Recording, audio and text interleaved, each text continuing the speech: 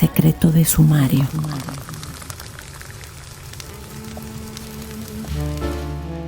En una fresca mañana de junio del 1953, en el bullicioso corazón de Brooklyn, Betty Brother y Tony Falco recibieron a su segundo hijo, Richard David Falco. Su matrimonio, ensombrecido por la infidelidad de Tony, se había desmoronado tiempo atrás. El niño no era deseado en aquella unión en ruinas, tras una hermana mayor que atestiguaba el caos. A los 3 años, el abandono selló su destino. Dejado a la deriva, fue adoptado por Nathan y Pearl Berkovich, quienes lo rebautizaron como David Richard Berkovich y lo integraron en su humilde vida. Nathan trabajaba incansablemente en su ferretería, mientras Pearl le ofrecía el inquebrantable calor de una madre. Sin embargo, las sombras persistían. Le contaron que su madre biológica había fallecido en el parto, avivando una culpa corrosiva que retorcería su alma. El colegio se convirtió en un campo de batalla, donde las burlas por su adopción pinchaban como espinas, pero su robusta complexión le permitía defenderse. David detestaba las aulas, refugiándose en el aislamiento. Con la adolescencia la oscuridad se intensificó. David arremetió contra su madre, insultos que escalonaron a golpes, culminando en el cruel asesinato de la mascota familiar. A los 10 años, en 1963, un psicólogo sondeó su silencio, pero el niño no reveló nada.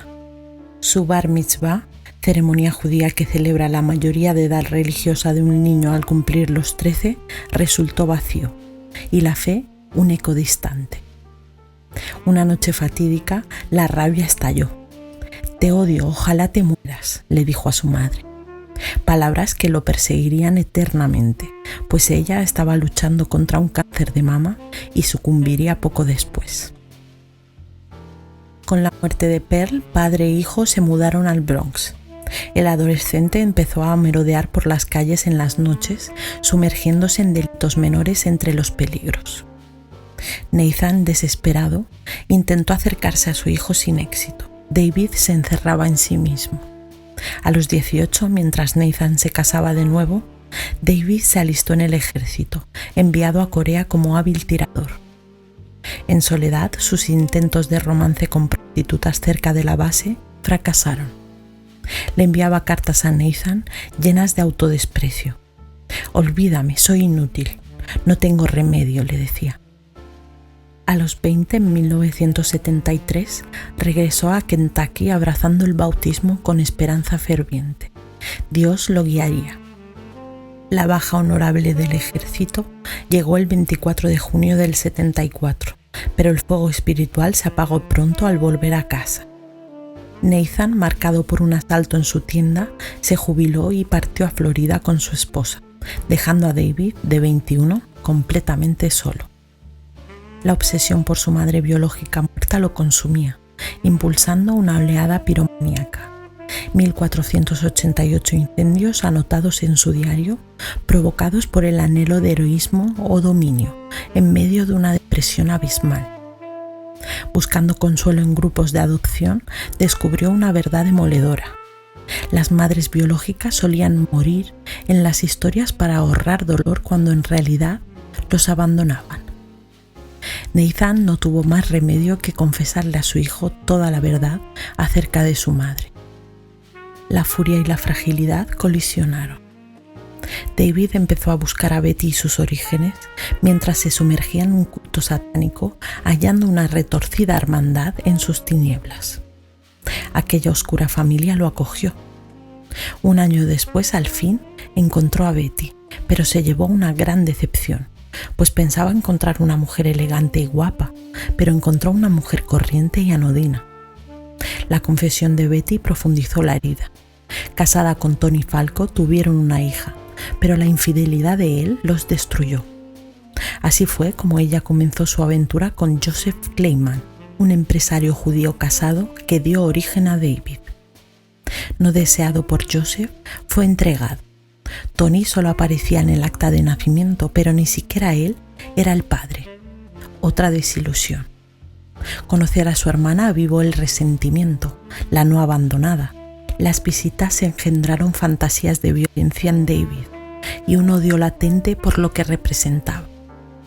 Cortó entonces lazos para así evitar hacerles daño, pero pronto esa furia estalló, dirigiendo horrores indecibles contra jóvenes mujeres que evocaban su imagen.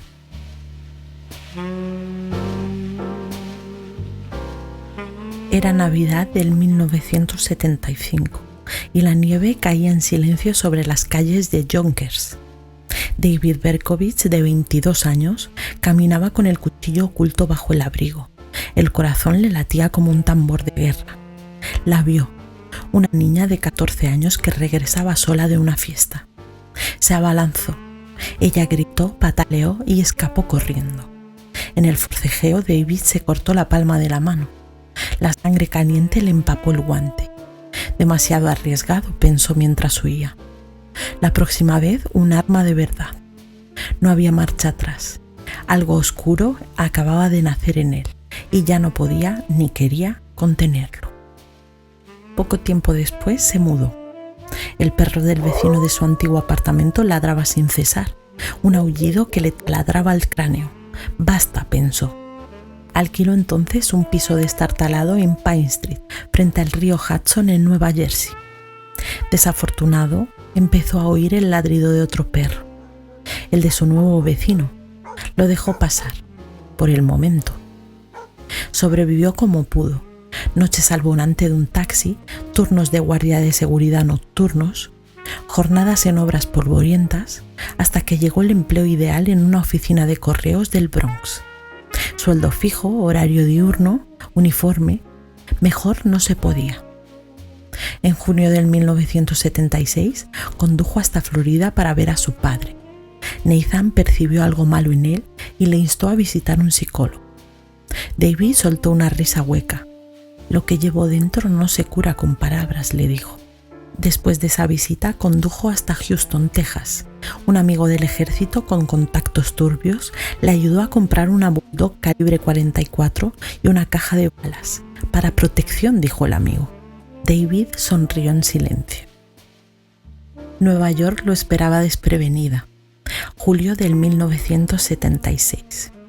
Conducía su Ford Galaxy por las avenidas desiertas, analizando cada paso de los transeúntes. El 29 de julio, en el Bronx, vio dos chicas de 18 años sentadas en un coche, Donna Lauria y Jody Valenti. David sacó el arma de una bolsa de papel marrón. 4 disparos. Donna se desplomó. Jody gritó con la pierna destrozada. David huyó. Al día siguiente, el Daily News tituló: Misterioso pistolero mata a joven en el Bronx. David sintió paz. Al fin lo había logrado. Jody, que había sobrevivido al ataque, dio una descripción del hombre a la policía. El 23 de octubre en Queens, Carl Denaro y Rosemary Kennan estaban besándose en un Volkswagen. 5 tiros asestados por Berkowitz les pillaron desprevenidos. Carl quedó con el cráneo abierto mientras que Rosemary tuvo solo un rasguño. Los dos sobrevivieron. El 27 de noviembre, Donna De Masi y Joan Lomino charlaban en el porche de la casa de Joan. David se acercó y sigiloso les asestó unos cuantos disparos. Joan quedó parapléjica, pero Donna corrió con mejor suerte y salió ilesa de milagro. El 30 de enero del 1977, Christine Front y John David se encontraban en un Mercury estacionado. De nuevo, los disparos de David tomaron por sorpresa a la pareja. John fue herido levemente, mientras que Christine murió en el hospital. Pero David cometió un error que ya había cometido en su primer asesinato. Dejó en el lugar una bala. Un experto en balística esta vez comparó proyectiles. Misma arma que en julio. Tenemos un asesino en serie, dijo el detective. El 8 de marzo, Virginia Boskerishan regresaba de la universidad.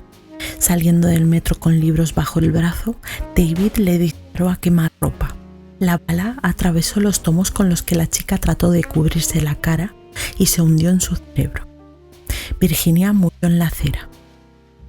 Las 8 millones de almas que habitaban Nueva York temblaban. Mujeres con pelo largo y oscuro se teñían de rubio, se lo cortaban a lo garzón y nadie quería quedarse en coches estacionados. David, mientras, libraba su guerra privada. El 17 de abril envió una carta a Sam Carr, su vecino de Pine Street. «Haz callar a ese demonio de perro o te denunciaré». Sam le ignoró. Esa misma noche, Alexander Esau y Valentina Suriani murieron acribillados en su coche. David dejó esta vez una carta en el asiento, dirigiéndose a la policía. Estimado capitán, me lastimó al decir que odio a las mujeres, pues se equivoca, ya que soy un monstruo. Soy el hijo de Sam. Soy simplemente un mocoso. Me encanta cazar merodeando por las calles en busca de un blanco fácil, una presa apetitosa. No quiero matar más, no señor, no más. Pero debo honrar al Padre, quiero hacerle el amor a todo el mundo. Amo a la gente, pero no pertenezco a la tierra. Déjenme atormentarlo con estas palabras. Voy a volver, voy a volver. Firmado, el hijo de Sam. Al día siguiente le envía otra carta a su vecino. Me doy cuenta de que no viviré en paz hasta que no termine con tu vida. De nuevo, Sam hace caso omiso. Una semana más tarde encontraría a su perro sin vida. David le había disparado. La ciudad enloqueció. La prensa le suplicaba que se entregue. Él contesta y se dirige al redactor del Daily News. Lo saludo desde las alcantarillas de Nueva York, que están llenas de excremento de perro, vómito, vino rancio, orina y sangre. Aún estoy aquí cual espíritu que deambula en las noches. Estoy hambriento, sediento y pocas veces descanso y me ansía complacer a Sam. Me encanta mi trabajo, finalmente he llenado el vacío. Firmado, el hijo de Sam. El 26 de junio, Sal Lupo y Judy Plácido, que se acababan de conocer en la discoteca Elephas, se dirigen al coche. Los ya característicos disparos del hijo de Sam serían esta vez incapaces de terminar con la vida de la pareja. Los dos sobreviven, aunque heridos. Minutos antes, una patrulla había pasado por allí, pero se habían ido justo antes de que ocurriera el suceso. El 29 de julio, un despliegue policial inundaría las calles de Nueva York, pensando que al ser el primer aniversario de sus asesinatos, David saldría de nuevo a cazar. No fue así. Aquella noche no ocurrió nada. Pero el día 31 en Brooklyn, Stacy Morkovich y Robert Violante estacionaron cerca de un parque. Stacy, despreocupada, había comentado días antes que la posibilidad de que el hijo de Sam la matara era mínima. David la estaba acechando. Se acercó entonces al coche y empezó a dispararles en la cabeza. Robert perdió un ojo y quedó ciego del otro. Stacy, en contra de sus predicciones días antes, agonizó un día y finalmente murió.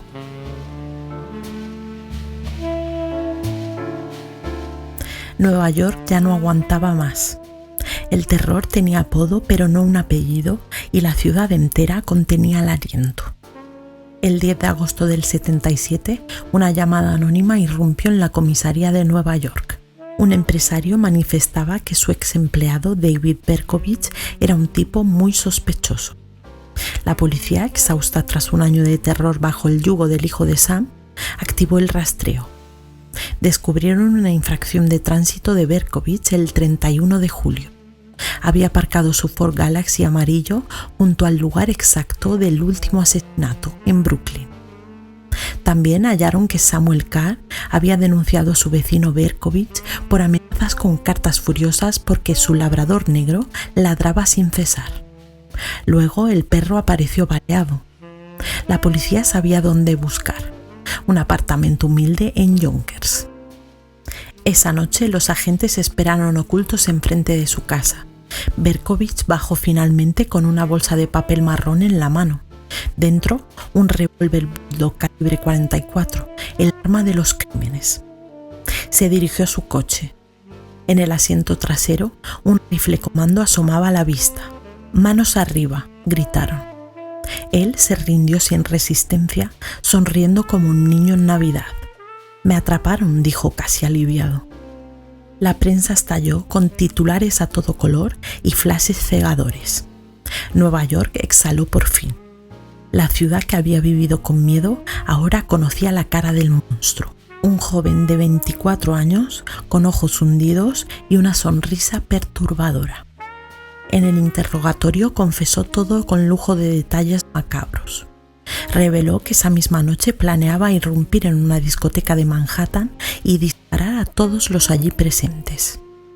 Su padre Nathan se enteró por la prensa.